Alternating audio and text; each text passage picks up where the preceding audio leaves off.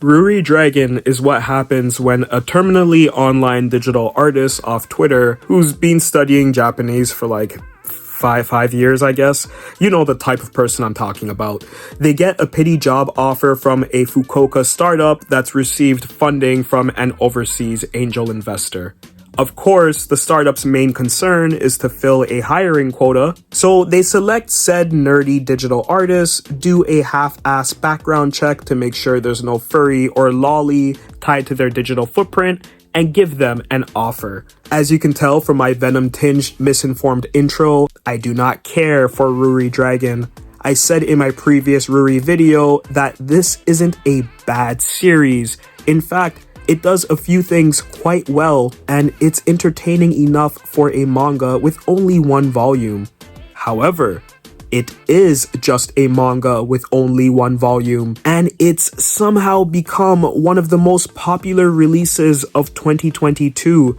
Ruri Dragon legitimately looks like something any digital artist would put out, and the fact that so much of the amateur fan artwork for the series looks near identical to Masauki's art style sort of reinforced my hunch that Masauki isn't a strong artist. Aside from the barren, plain, depthless art, the writing really has nothing going for it. It's alright to like the character design or direction of Ruri Dragon, but I don't know. I think it's a shallow manga with a weak story that appeals to a demographic that probably sleeps with a Paw Patrol blanket and a Fisher-Price nightlight. Those are my thoughts on the series back in November of 2022. This was not too long after Ruri Dragon had gone on hiatus.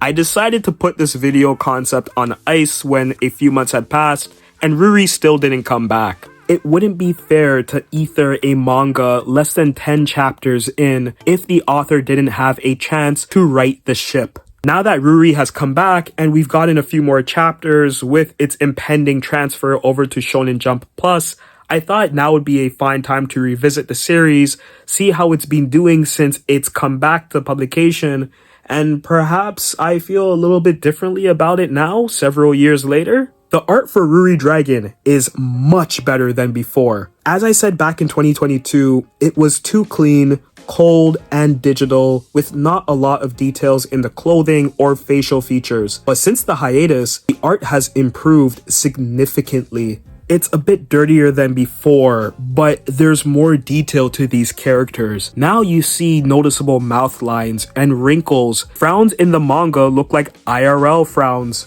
Even the way that characters sit and slouch, that means a lot to me, especially when you're doing high school students, because high school students, they tend to not have the best posture.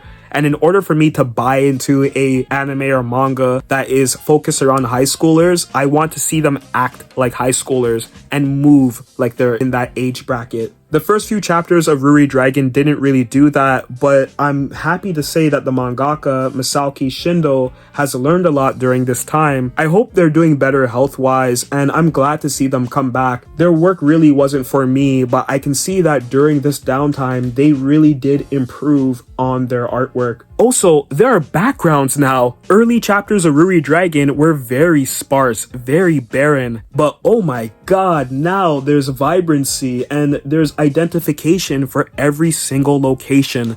Set design is very important for modern manga, at least in my eyes, and I'm happy to say that Shindo has picked up on that importance. They're really utilizing that to the best of their abilities. There's a chapter where Ruri and her MILF mama go and do some like indoor batting stuff, and there are times when the mangaka will illustrate the background or other people walking by behind them, so you get a sense of identity. You understand where they are, and he'll zoom into the characters' faces and focus more on those frown lines and mouth lines and wrinkles like I had mentioned, but they will eliminate the background. That is how you get away with empty paneling. There's nothing wrong with using empty paneling. In fact, when you look at a whole page, there should be some frames, some panels that are barren, but not like how it was in the first 7 or so chapters. Now I actually appreciate the direction that Ruri Dragon is going in because it's building up the world and adding vibrancy to it. However, the writing, it hasn't improved. It still fucking sucks. It wasn't bad before, but it felt clunky. There was no in-between. Everything just happened. Either Ruri was in the class and there was some sort of conflict,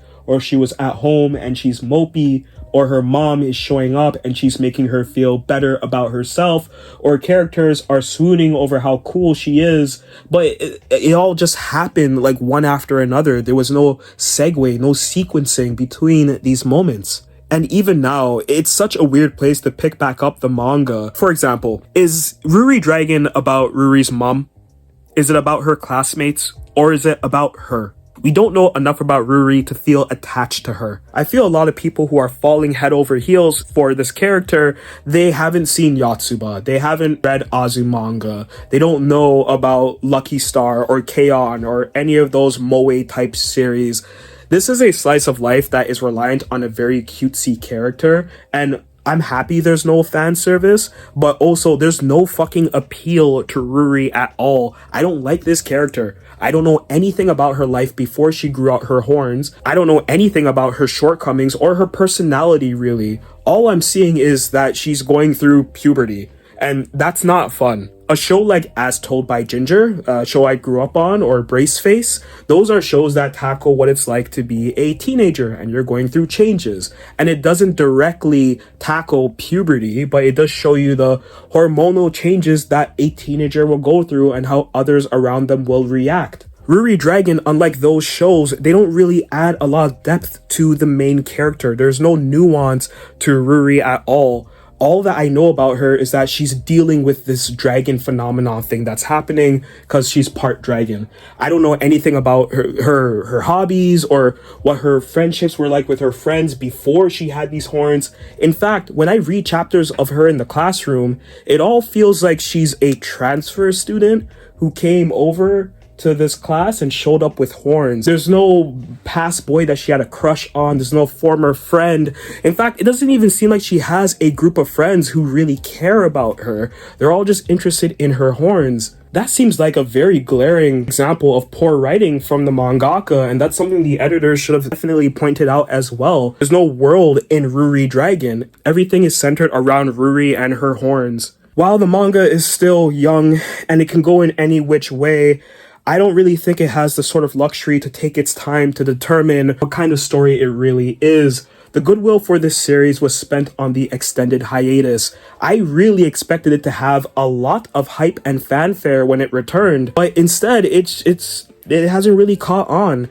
A lot of the people who were swearing that Ruri Dragon would be next up and would be the next big thing in Jump, those fans are fickle. They all moved on to Kagurabachi or Akane Banashi, and you can't blame them because those two series are actually good. They're able to identify a lot with their characters outside of whatever the main plot point for the manga is. As I've said multiple times, Ruri Dragon doesn't do that. It's a very flat, very shallow series. I also hope there are no battle elements to this manga. As much as I like seeing the slice of life elements and Ruri doing things with her mom, I think there needs to be conflict, and I don't know how the conflict will start to evolve, but I need something, you know? Hell, even Spy Family gives you many scenes of action and conflict, and while they really are low stakes, still gives you something to look forward to every other chapter. With Ruri, I just see this chick doing random teenage shit, and I'm not really that interested. She doesn't even utilize her powers all of the time. They just kind of go off at inconvenient times for her, and that's such a played out trope. I don't really give a fuck about that. Look, Ruri Dragon is okay. I think it's fucking mid, but it's not bad. I didn't care too much for it before. I especially don't care for it much now, and I think more people are starting to realize that this series was just hype. It was just marketing, and fuck, can we all come to the realization that half the accounts on social media that praise these series are industry plants? Like, I'm not even like talking out of my ass here. I legitimately know some of these people who've worked for these companies and they are industry plants. My company hired someone who used to work for Marvel as a social media influencer. What he had to do was use his previously existing accounts to talk about MCU stuff nonstop. That's all he had to do, was talk about MCU in a very positive manner. And there were certain keywords that they would have to use to make their post extra visible on social media platforms platforms and searchable, basically creating evergreen content that comes off as organic.